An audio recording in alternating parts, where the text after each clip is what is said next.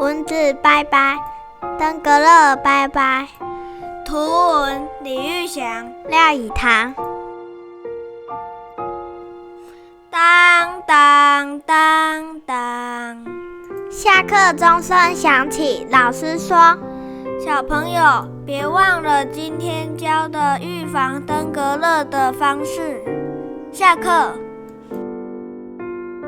阿伟说：“耶，下课了，我们要去哪里玩啊？”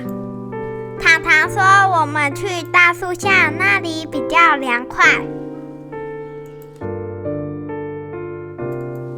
于是3个人手牵着手，开心地来到大树下玩耍。突然，小翔发现一只好大的蚊子，他赶紧提醒大家：“小心别被蚊子叮咬了，不然又痒又痛，还可能会感染登革热。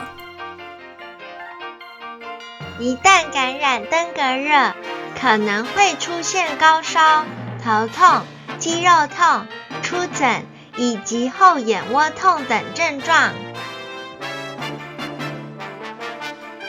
传播登革热最主要的罪魁祸首是埃及斑蚊以及白线斑蚊。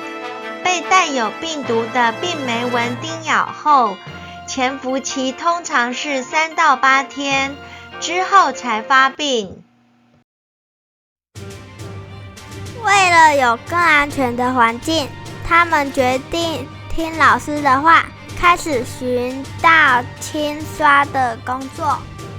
他们一起巡视校园，把积水倒掉，再努力刷洗干净，避免蚊虫滋生。小翔带他们到池塘边，兴奋地说：“你们看，这里还有秘密武器！”